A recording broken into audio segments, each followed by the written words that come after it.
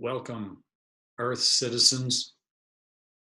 I'm so glad that you've chosen today to be with us, to take a journey via your imagination and video and our online technology, as well as your deep spiritual tuning in to the pyramids of Teotihuacan. Imagine for a moment, just to begin, that I had announced that we had visitors from the planet Mars, and we'd done some videos of them, and you were going to be able to join with us in interviewing these extraterrestrials, or maybe they're from the Pleiades. In any case, I think there'd be some interest, right? Well, we're going to take this trip today into the cosmic world of Teotihuacan. And without going into the deep background, I want us to know that we now know these pyramids likely were built by an unknown people 1,000 years before Christ or earlier. And they had cosmic connections because they already knew about the solar system. They already knew about the Earth being round. They even knew the diameter of the Earth. So this is 2,500 years before Copernicus and Galileo. So these folks were tuning into some cosmic knowledge and information that is astounding. And we're just going to get a little bit of that today to see what impact that has on us and our consciousness. You see, we're connecting with beings of consciousness and light. And to help us with that today, Judith's going to sing a brief song to set us in that direction. Hi, y'all. Good to be here with you today. Just going to sing you a little song. You wouldn't be surprised as I come on here to sing. We are children of the angels, keepers of the fire. We are children of the angels, reaching for the light. We are not strangers, we're sisters and brothers. We know we came here to love each other, here in the circle of life. Aho. Thank you, Judith. Mm-hmm. Yes, that's our journey today, to connect with ourselves as children of the unseen, our souls, our essence, being reawakened on our journey. And so now let's, through our creativity, begin the journey into the Casa de Sueños, the house of dreams, into the journey that's taking us toward the magic and mystery of the pyramids.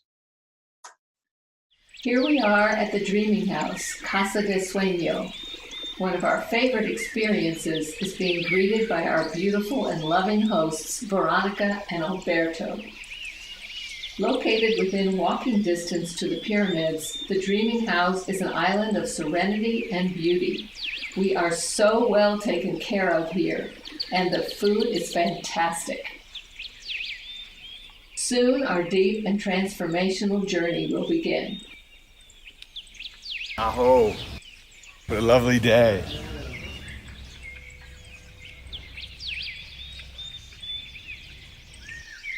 So that gives you just a little taste of the beginning as we arrive at the Casa de Sueños at the edge of the pyramids.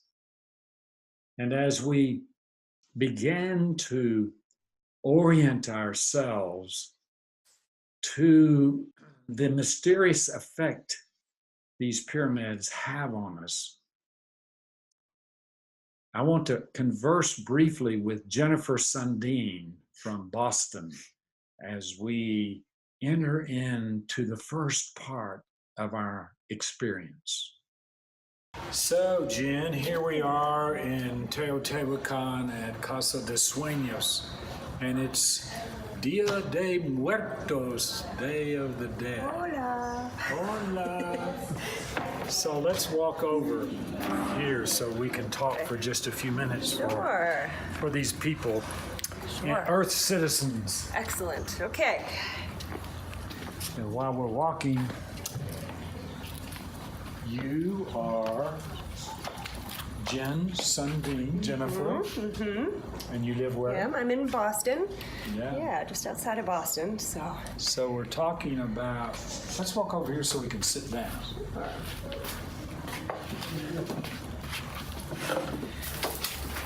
So this is your first time to Teotihuacan. It is. It is. And I'm not embarrassed to say, but I didn't really do any research. I heard Earth Tribe talking about how profoundly transformative it is. And so I jumped on board and said, sign me up. And I had no idea what to expect. And really, I'm just letting it all unfold moment by moment. Yeah, and we're 3 or 4 days into the experience. Yeah. It's hard to say since I think only day 3, right? Yeah, a lot has happened in 3 days. Yeah. So, yeah. Well, good. For our Earth citizens in this call, we are exploring the consciousness pathway and just what you've connected with and what has shaped you thus far. I think pretty much from the moment I got here, we talked about dreams. I mean, we came here in the evening and gathered, and we talked about, really just paying attention to, that greater something, the messages that are coming through within us and all around us. And that night, I had a really profound dream. I'm not somebody that pays too much attention always to my dreams. I sleep pretty hard. And this was really profound, and it was really about shifting perspective. And I shared with a group that in my dream it was raining upward. And in a sense, it was a message for me to turn it all on its head and look and be in a different way. Yeah, turn you on your head. Yeah, turn me on my head. But also your paradigm. Right. Yeah. So it's been, really the only word that comes to mind is magic. Yeah. Yeah, well, this is the Casa de Sueños, the House of Dreams. Okay. Yeah. And so I'm not surprised that you dream. So tell us a little bit as we progressed along beyond the dream, what has been magical for you? Every moment, I have to say, in community, the openness of this community of, within an instant of being so present. Everyone here is so present, so flexible, so open-hearted, and so ready to really take whatever comes, Well, that's something coming from you, since you've been in communities all around the planet and you lead pilgrimages all around the planet, so I do. It's not like you're coming into this as a novice. Right. It was really neat, though. I would say that this is one of my first pilgrimages as a student being led, in a sense, as a participant versus leading one, and it's really remarkable. To just surrender and to trust that we're being led in the way that's right for us. Yeah. It's really a gift. Yeah. So today, what have you been doing? So today we have been building, there's a group of 5 of us, and we're building a sacred altar, a group altar. And we were very fortunate, a few of us last night, we were kind of given a download of an ancient sacred altar that was used by the Toltec people. And this information, most of, I think, what used to exist was burned, and destroyed. Certain dances, we learn about the dance of the moon for the women, and we learn about this sacred altar that I love altars, I love making them. This altar, it really honors the feminine in a way that I have never seen.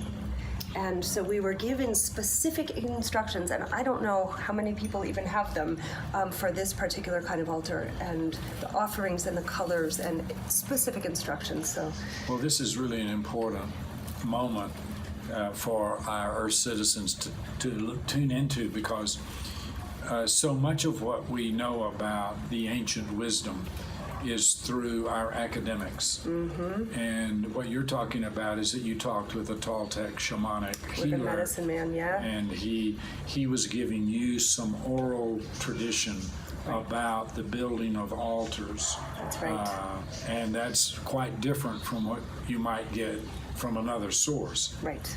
And what's the purpose of the altar? I mean, for me, in general, altars really set us into sacred space, and it's a way to commune with the divine or the departed, or to really step into that sacred space. In this particular instance, for the Day of the Dead, it's a way to step into an honoring of the ancestors. Each direction is very specific to our departed. And we're excited to share that with the community in a couple of hours, I think. Yes. But I feel like our entire group was gifted this information. Right. So in our conversation here, you really can't share too much about that, but maybe you give just a hint of what you're going to share in a few hours with the larger community. Okay. You know what? Yeah. I would love to share the significance of each of the directions, actually, for the greater community. Okay, so I just want to say, for the Earth citizens, you're getting some information now that even the people here aren't going to get for a little while. So this is a little peek into the mystery. Yeah, exactly. So it's set up, actually, somebody compared it similarly to the Celtic cross. And so we have the sun at the center, and with sacred offerings really for the whole. And emanating, radiating from that are the four directions. But rather than linear, it's almost that triangular shape, like the Celtic cross. And like the pyramids. And like the pyramids, exactly right. So in the north, we have our departed from sickness, from old age, the general, I want to say everyday departing, but in a sense. And so that color is white and black, and it is said that the departed soul goes through 9 stages. And they are buried with their dogs, and the dogs actually lead them through the 9 stages into eternal death. Through this kind of the stages of the bridge from this life to that to the life. next, exactly. As we move to the east, probably should have started with the east. So the east is air. So the north is earth, and the east is air. So similar.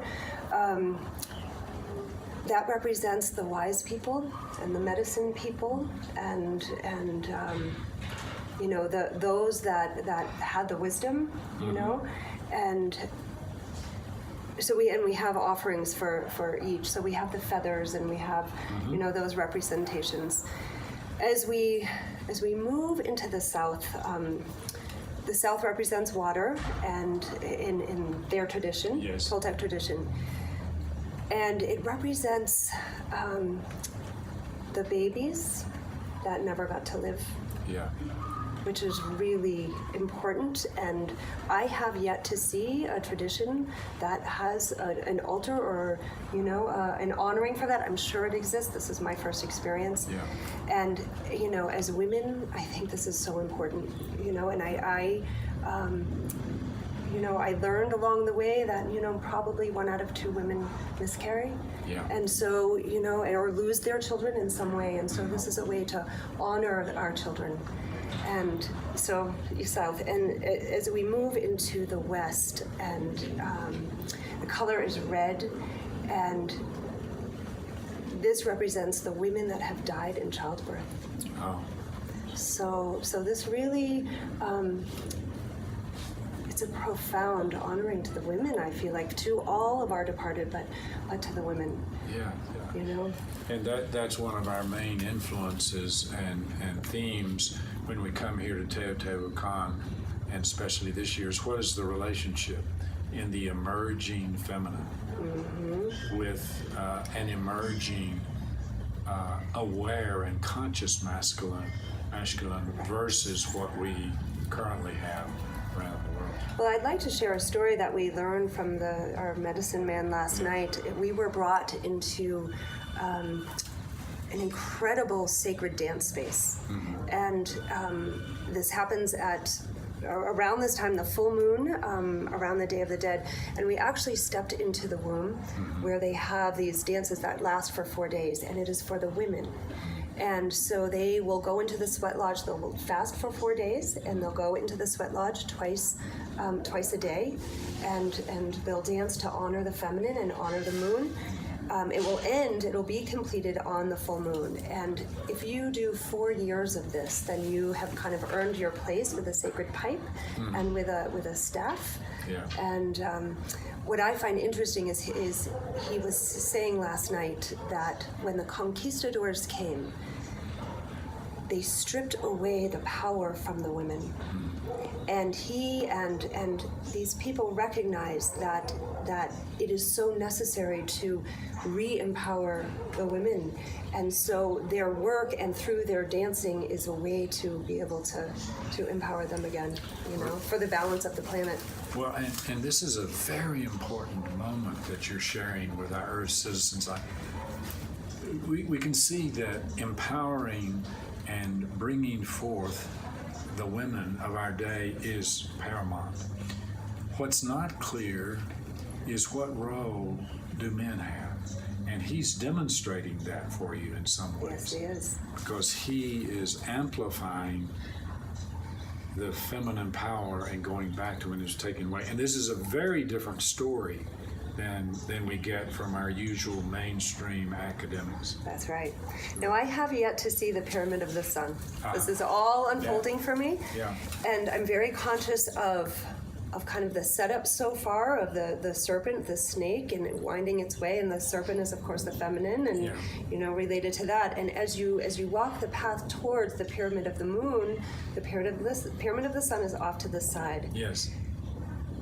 And so for me, I have not experienced it yet, but the idea of the masculine perhaps stepping aside just a little bit, as we head towards the feminine, right? But yet shining, as a presence, yes, is really important. Yeah, we had a group of women who were vision questing in Brazil, and they gave me this phrase that actually the sacred eco-fields gave to them, guardians of the present moment. And in some ways, if you could see the way the consciousness pathway is set up that we're going to take the next steps through tomorrow and the next day, it's set up so that while the Pyramid of the Sun is off here and the pathway leads to the feminine and the moon, the sun is here, but the sun also is very large. Right. So we might get from that the role of the new male would be to have large consciousness enough to step aside. Right.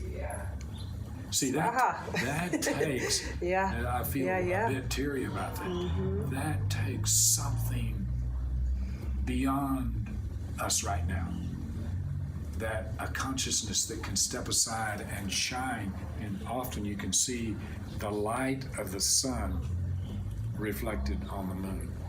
So in the Kashmiri Shaivite tradition, the moon is in the crown, and it holds the nectar, the juice, the rasa of life, and it pours down and pools in the heart. But the only way for that moon to be illuminated, as you said, is we need the sun.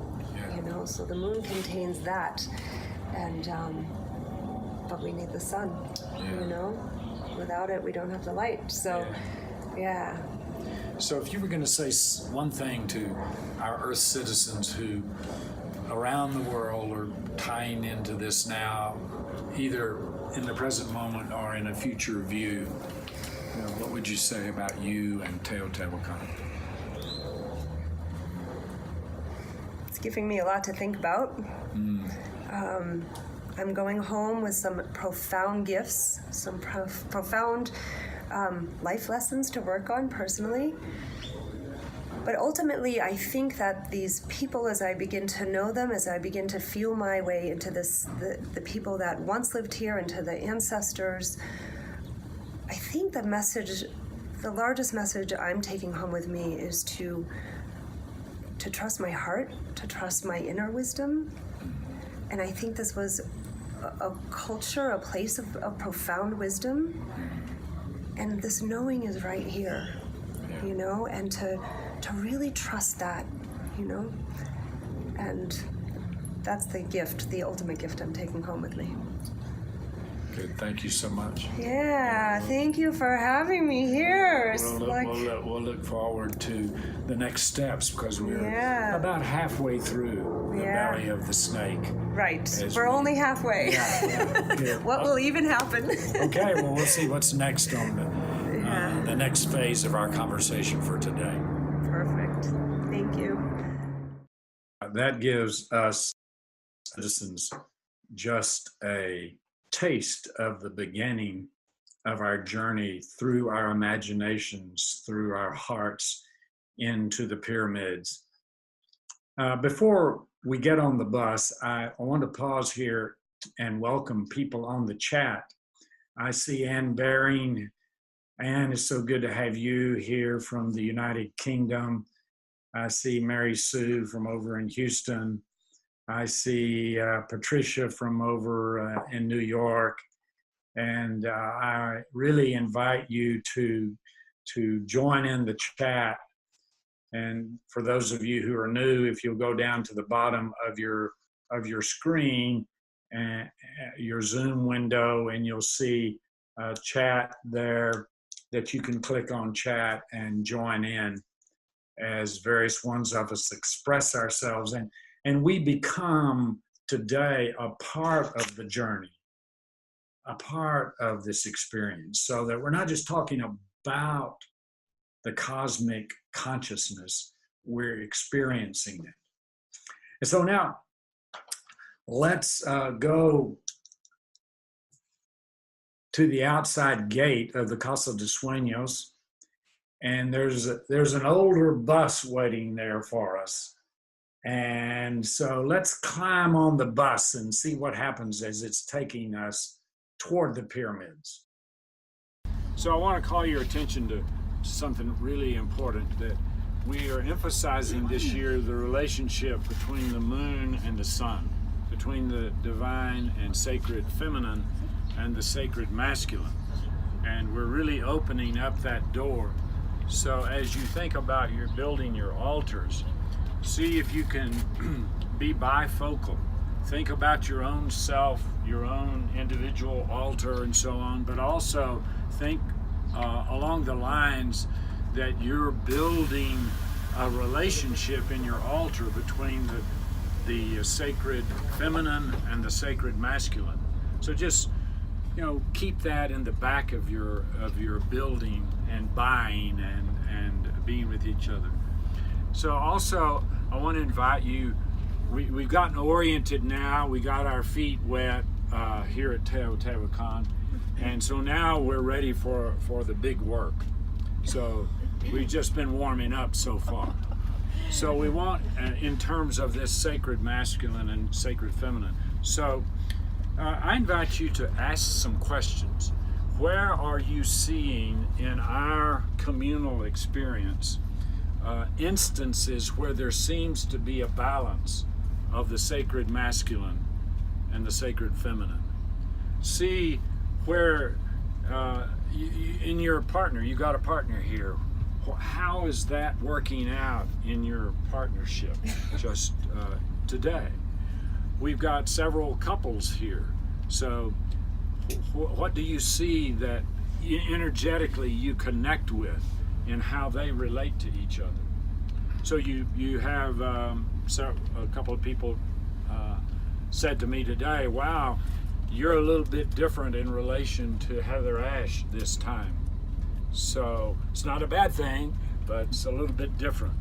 And I responded by saying, yeah, I'm trying to get my feet on solid ground here, and knowing how the masculine can relate to the feminine. And what is the role of the pyramid of the sun to the pyramid of the moon? Why is it off to the side? Why is it bigger? So we're talking about these subjects in a deep level, because this is probably the subject going on in the planet today.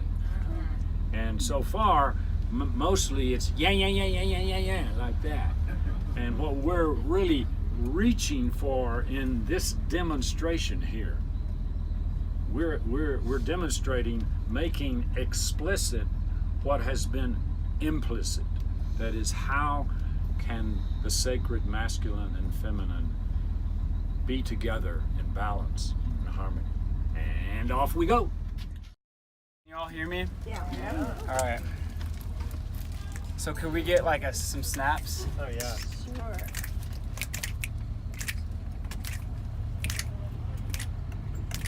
We went to the market, and no, it's not Target. It's a cultural experience. It makes me feel delirious. I'm serious. I'm walking and I see all the colors, and I see the young señorita con just mothers, and I know I'm just rapping what I'm feeling in the situation, but I feel like I'm a birth and my soul has incubation. I know I can say what I need to, and it's not from top of my head, it's from my heart, and when I start, I'm never gonna finish. And they might talk inside the back, but I will still keep my feet, because I rap. There is nothing that can take me away from spirit. I know you feel it, I know you hear it. Thank you for snapping, it keeps me rapping. And now I be rapping kind of slow, but I could rap fast, and I could rap like this, and I could rap like that, and I don't even really know what rap.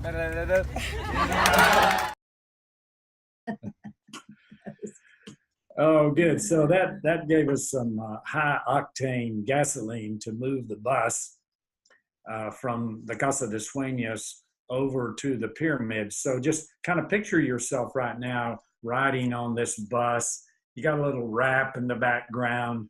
And so we're taking this millennial energy connected with the ancient energy that carries us to the pyramids about 5 minutes away in terms of a drive.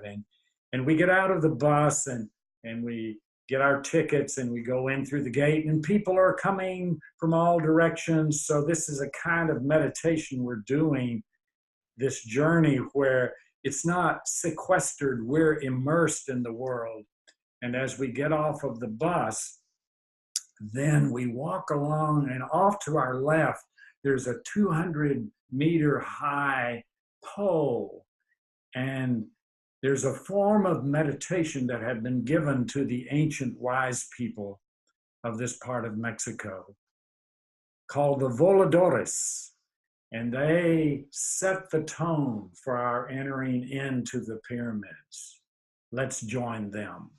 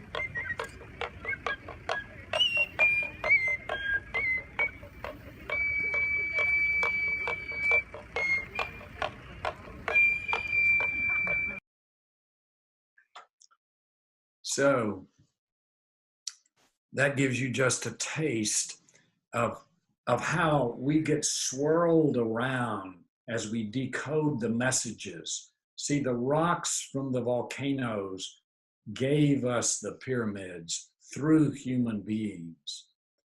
And we need to have our usual perceptions swirled around so that we begin to open ourselves to something much, much bigger. Our paradigms need to be swirled around. And as I was encountering these voladores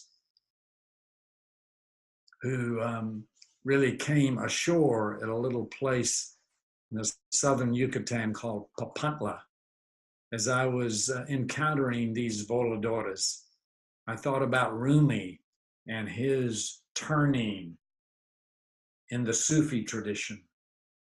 I thought about going into the sweat lodge, how we turn as we go in. Many, many instances, and that sets us up to walk through the marketplace into the path of consciousness in the pyramids.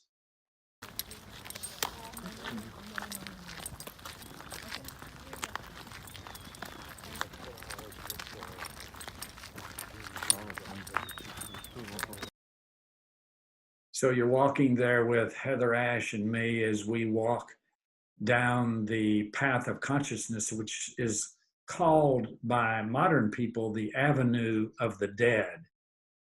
So we realize that we have to cross a river as we go through this path of consciousness. And as we cross the river, it's something like the river Styx. And we have to encounter the ally of death or the angel of death, where we begin to die to life as we know it. That is, die to attachment to whatever paradigm we bring. And as we go through this death, slowly over a period of time, we're digested inside the belly of the snake. And as we come out on the other side, we're standing at the pyramid of the moon. And here at the pyramid of the moon, we begin to experience the fullness of our consciousness in ways that might be surprising to us. So I want to take a few moments now just to talk with Mita Candia from Brazil, as she tells just a little bit of what her experience on the Pyramid of the Moon is. My name is Mariana from Brazil. I'm here at the Teotihuacan pyramids in order to develop some studies about Toltec wisdom. I'm fascinated about the Toltec knowledge and everything that brings to us. Right now, we are at the Moon Pyramid. We just did a very powerful activity of deeply connecting with this place. And for me, I'm still like writing my notebook and very touched because the Pyramid of the Moon is the representation of the feminine. And as we work throughout these last days, we are letting go aspects of ourselves that we don't want to carry on anymore. Traumas, conflicts, unresolved issues, or identities that do not serve us anymore. So for me, it's a gift and a blast to be here right now. And it's just to be in contact with our ancestors in this way, so close, so powerful. Definitely, it's a gift in my life. Thank you. So I think that's giving you just a taste of what it's like.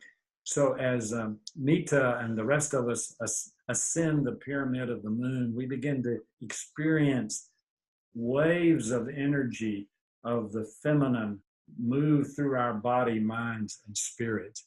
And when that happens, then it begins to unblock aspects of our bodies that are constricted and contracted.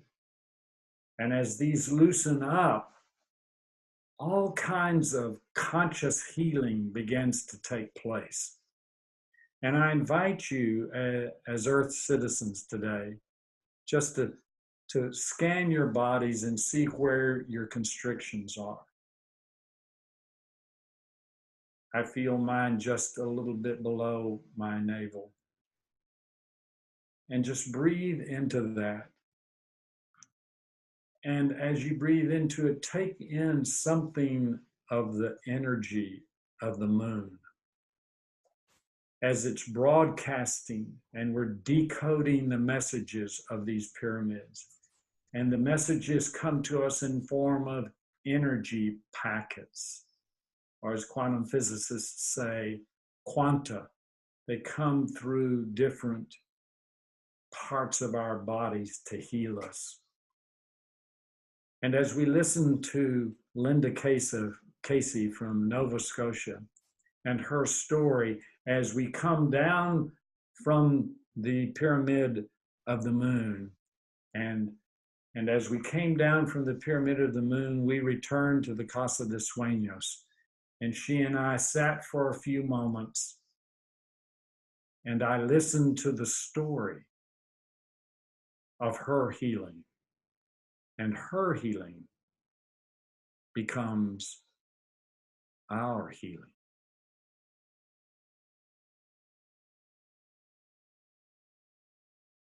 We welcome you Earth citizens from all around our beautiful blue planet to this particular site.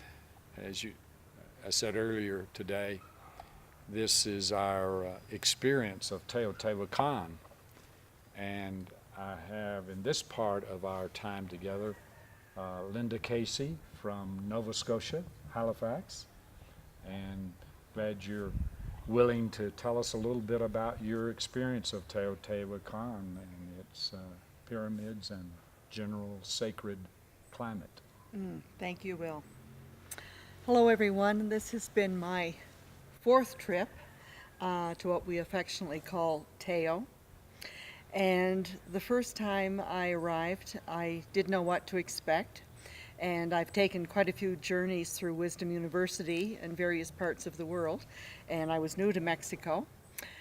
And the journey here was unique and special in so many different ways that I decided to follow up and get my certification in the Pyramid Academy, which required me to be here 4 years, and this is my 4th year, as I mentioned. And the beauty of that situation is it allowed me to grow and deepen in ways that I couldn't even possibly imagine when I first came here my first year.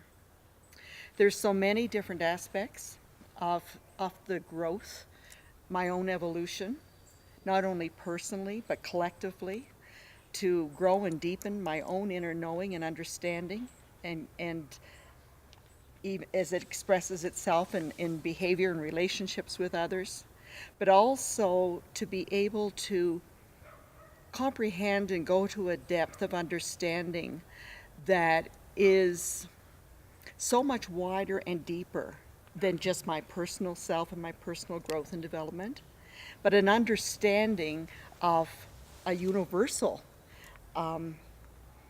collective way of looking at our culture, our planet, and how we interact with each other. And then, even from that point, bringing it so that the energy of Earth, the energy of the cosmos comes in and also feeds that information. So by 1 year, and the 2nd year, and the 3rd year, and the 4th year, that it has created an expansion in me and my understanding and my relationships with Earth and other dimensions and other people in ways that I couldn't possibly even imagine when I came here the first time. Yeah, and earlier in our conversation today about Teotihuacan, I was mentioning that some of us feel like we're attracted here. And on one level, it's kind of practical and interesting, and pyramids, Mexico, great food, and so on. But on another level, it feels, to me at least, a little like somehow I was destined to be here. And I wonder if you have any of that. Absolutely. And that showed up. In the first year, maybe it was more, well, it's an interest and I can get credit for another course. And then after the first year, it was, how to express it? It was like a yearning. I had to come back. And because I recognized even in that first year the depth of the energy and the mystery and the wisdom of this location, and the things that showed up and how they showed up in mysterious ways. Yeah. And I often define this situation, I say, you come here and there's a cast of characters and the curtains open and you're in this play and you don't know what is going to happen. You're in the cast. Yeah. And all of this mystery and all of these things that are unknown that we've never experienced come and inform us from so many different dimensions in so many different ways. Yeah, and things start to happen. Yes. That are synchronistic, or beyond our usual way of thinking, outside our usual paradigms. And maybe it'd be interesting to tell a little bit about the experience you had last year. Mm-hmm. Last year, I decided to go visit one of the local healers, Don Alvaro. Yes. And it was almost of biblical proportions that had happened in the middle of a thunder and lightning storm, and we were located in the center of a cactus field, and so that was sort of the environment this happened. And I had no idea what to expect, and I didn't go with any particular agenda of what needed to be healed or fixed. But he does a process whereby, through the use of blowing cigar smoke, he's informed of what some of the ailments or things that need to be healed within us come forth at that time. And I had suffered from a torn rotator cuff in my right shoulder, and I had x-rays, and I had seen a surgeon who told me and informed me at the time that, yeah, I probably could get it operated on, but they were going to have to pull skin and maybe thin out another area. And the fact I could raise my arm to this level, it wasn't that bad, and I could probably be okay. And the operation, well, just, live with it. So when I went through the process of the healing with Don Alvaro, and which was quite remarkable, inside and outside, the things that happened and all the different experiences like nothing I've ever gone through before. And when I came back the next day and we did the Pyramid of the Sun, and as we circled each level of the Pyramid of the Sun, one corner of the pyramid, there was this tremendous wind that was blowing towards us. And earlier in the week, I had seen an image of an eagle in one of the newly excavated parts of Teo, and at the pyramids. And I was thinking about the eagles were standing there due to this great wind that was coming forth. And as I stood there, I thought, oh, if Eagle was here, Eagle would be able to fly with such great intensity. And I started bringing my arms up further, and then all of a sudden I reached a point and I thought, just a minute, what's going on here? And I couldn't believe it, because never in about 2 years could I raise my hands that high or even think about putting them behind my head. And in that remarkable moment, and a year since that transpired, my shoulder has been healed in just that one visit in that thunder and lightning storm in that middle of a cactus field with this shaman who was just remarkable. Right. So a couple of comments about this. First of all, we at Teotihuacan, when we come here, we have various domains of healing that are going on. Yes. The big healing is of the planet. Yes. But we also have individual healings that go on. And so as we immerse ourselves in the consciousness pathway created by the Toltecs in the pyramids, then we begin to become more whole. We take steps toward wholeness. In addition to that, we always have little domains or swirls or vortices of healing. And so Don Alvaro is a shaman who every year people who come here have an opportunity to go through what you did. Then we have another domain of dreaming, so that Jill Scott Reagan and others will use dream healing process. So there's that opportunity for people. Have you done that? Yes, I've done the, in fact, last night we had a session. And what's remarkable, because I love dreams and I dream a lot and I'm interested in dreams, and for a group to get together and share our dreams, but then to be able to choose someone, or the dream wants to come forward, and we will get together collectively and act the dream out. And in acting the dream out, the dreamer gets to question certain aspects and symbols in the dream. What were they trying to tell the dreamer? What information were they wanting to bring forth? And doing that expands so much for the dreamer, but because all dreams are collective, we also ourselves learn from those images and those symbols that you or someone else may have had the dream about, but impact us as well and expands us to such terrific wisdom just beyond, oh, I had a dream last night, let me tell you about it. It takes it to a whole different depth of understanding and growth. Yeah. And then you asked me about something that Guy Danielson and I have been experimenting with called psychic surgery. So Guy is a neurosurgeon who's been inside many thousands of brains in his career as a surgeon. So we've been developing a model that engages the telluric energies of Teotihuacan to come through people's bodies, minds, spirits, and open them up to larger healings and perspectives. So that's something. Yes, I look forward to doing later this week. Yeah, good. Hopefully so. So this is, I think this is really an important aspect. Earlier in the call today, I was talking with Alberto, and so maybe you'd say something about your experience just when you first come into this place and get to know Alberto and his family.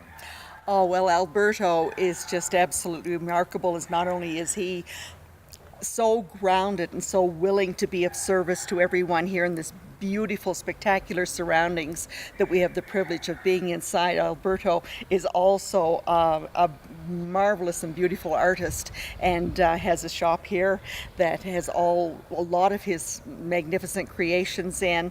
And Alberto and his family, it is the casa. You are home here. There's no feeling of we're in Mexico and we're in this strange place with these strange people. It is so welcoming, and you're made to feel so inclusive of him and his family, and everyone is so grounded and connected that the feeling is just, oh, you're just like totally relaxed, and you're brought in and you feel welcomed, and they're just marvelous people.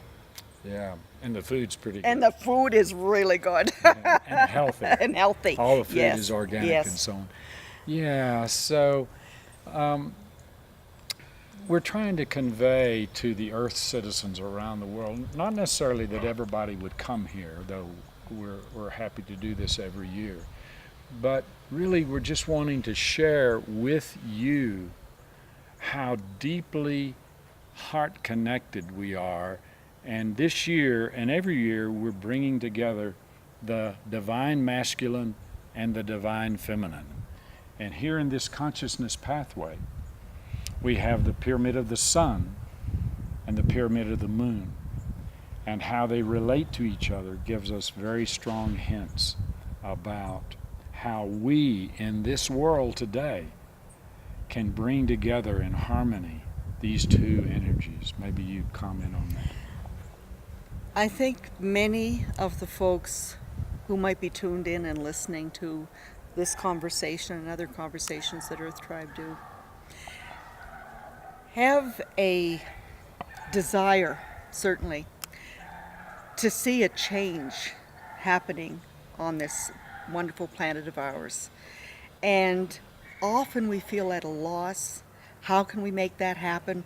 Who do we talk to? Where do we go? Is there a course? Is there a place? How can I help? It's too big for me, or what can one person do? And there's so many elements of confusion and not knowing where to go or what direction to take.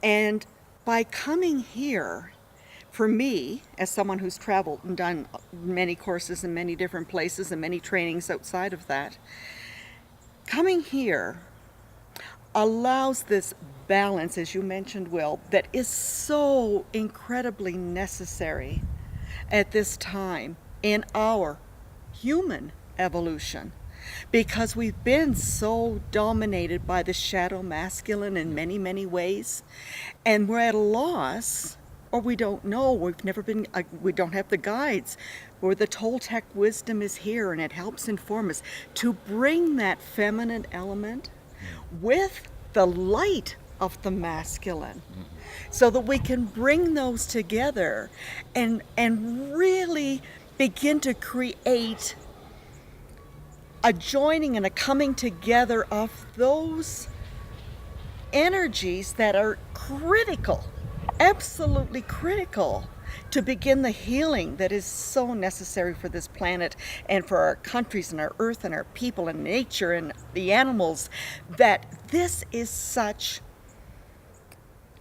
a fabulous first step for people. It is like, if you have a desire, if you want to say, I don't know what to do, I want to do something, maybe I don't understand enough, I need to know more, coming here just opens the capacity of our hearts and our souls in such a way that we begin to see a light that we cannot find in many places on this earth. And for that, this human has been eternally grateful to you and all the fabulous teachers, you and Heather Ashamara, who have been here and have brought your wisdom and your knowledge and your light to help teach us and guide us on this incredible soul, mind, spirit opening path. Right. And the language, thank you so much for that. And the language of these ancient peoples, and continues to be one of the principal languages of Mexico, is Nahuatl. And the word we have for what I feel now is apapacho, Yes. which means heart-to-heart hug.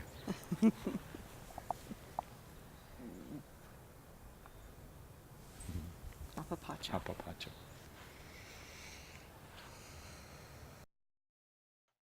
So that kind of healing we all can experience to some degree or another today, at this moment. You can go with us now out to the pyramid between the sun and the moon, and we can experience and let come into our body, mind, and spirit this dialogue between the divine masculine and feminine. And this is one of the essences of decoding the messages of the pyramids given to us through the stones and the rocks and the volcanoes surrounding it. So let's turn to Carol Flake and Jeff Caldwell now to experience how they created a dialogue that integrated these two aspects. I am the divine feminine envisioned in stone. With my silver light, I rule the night, the womb, the tides. I hold the sacred mysteries. I am beloved of wolves and owls. I am the sun, see me glow. I am the keeper of days, I make things grow. Yes, the earth really does revolve around me. You stand there so tall and silent and strong, a sentinel in your bright red camisa, though I am reluctant to admit it. Without you, I would have no light. I know you are the witness of the night. You guide the tides and calm the seas. You have a gentleness that lets people gaze at you. You have a power that cuts through the dark. I sent you a butterfly to tell you of my admiration and my sorrow that you must always be facing away from me. I sense you moving every night. I chase your reflection across the sky. For you, I ripen the fruit on the tree, and I make flowers bloom for you to see. Why must there always be the duality of light and dark, the separation of male and female, when we know at heart we want to dance together in sacred cosmic harmony? I see you across the sea of stars. A moonbeam rarely touches a sunbeam, held by the universe but rarely together. Our path ultimately intertwined by others. The people who work and play in the sun's glow, they are the same who gather and hold each other in the moon's glow. Though we long to touch in the sky, our togetherness is through our beloved's eye. Those of you who gaze at our light, you connect us together both day and night. So as we pull together opposites inside of ourselves, let's further immerse into the energy of Carol's poetry. Here in Teotihuacan, I've been thinking a lot about connections, all kinds of connections, past, present, future, all of our ancestors, those to come. So this is called What If We Were Truly Connected? The mystics say we are all one. The poets tell us we are not alone on an island or solo in a city. So what if we were truly connected, deep in the heart or soul to soul? Surely the world would not be the same once we knew. There would be questions, of course, of liability and legal consequences. Would we be diminished by every hurt? Would we be expanded by every good? Would we be punished for every sin? Would we be praised for every sacrifice once we knew?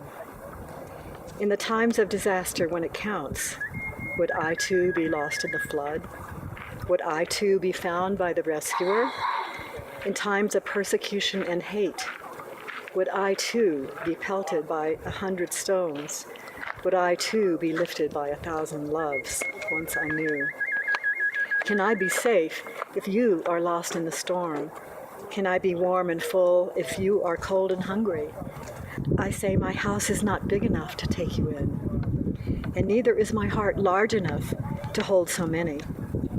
And so I must ask of others, of Jesus and Buddha and all of you, to do the loving and acceptance for me, though I think I know. I ask of the trees to offer you shade. I ask of the rivers to quench your thirst. I ask of heaven to answer your prayers. And I ask each of you to join me in giving and taking as though we were one, so that in that way we would each have just enough, and then we will know. Yeah, see, that's the underlying message of the stones, the rocks, as they express themselves in the pyramids. Deep and continuing connection to heal us from the illusion of separation. So as we begin to move toward wrapping up our time today, maybe we need to finish with a little rap on the pyramid. Part 1, I'm the wind, standing with my friend, the moon and the sun. I stand above sin. I need to catch my breath because I'm running from death. Walking on these old sacred rocks, watch my step. I might fall like water down into the river. I sink into your blood system, translation through your liver. Everything I say is when people pray. I speak to the divine, and it is all mine. I am mean, and I am kind.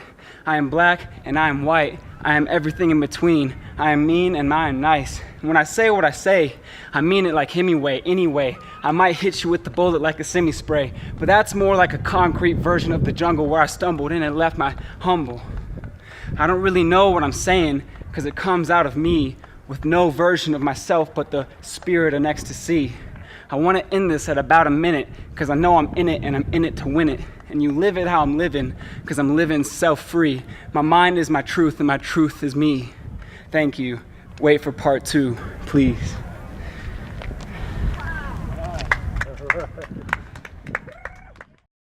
Yeah, I'm light and I'm dark. I'm kind and I'm mean. I'm masculine and I'm feminine.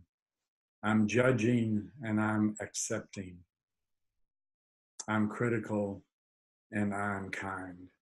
All of these opposites come together. And as we come together, we experience a bit of healing. So we've come full circle now. And I want to conclude before Judas Things. I want to conclude with a very brief conversation with Bodie Simpson from the state of Maine, just to summarize the circle as we come all the way around through the bus, and we've taken the pathway, we've been on top of the pyramids, we've rapped, we've experienced poetry, we've taken into our lives the energy that you can feel as Earth citizens in this experience. So let's just see what Bodhi has to say as a way of telescoping our time together. Hi, my name's Bodhi, and I just got here last night to the House of Dreams at Teotihuacan, and it's just an amazing place. I kind of feel like a blank slate here. I'm just getting here. I have no idea what's in store for me for the week, but I do have this sense of calm and just I'm surrounded by love and beauty, and I'm just open and excited about what this is all about. So a few days ago, you said, I have no idea what to expect. So here we are. We've been here about a week here at Teotihuacan. What's bubbling up to the top for you? Okay. Well, it's really, I'm finding it kind of hard to put into words. I feel like my idea of myself and how I relate to myself and to the world around me has completely been shifted. And I feel like the teachings and the practices that we were guided through really helped to shine a light onto a lot of things about myself that I wasn't able to see before. Mm-hmm. And so I feel like this trip for me was, aside from having birthed my children and marrying my husband, the most profound experience of my entire life. Wow.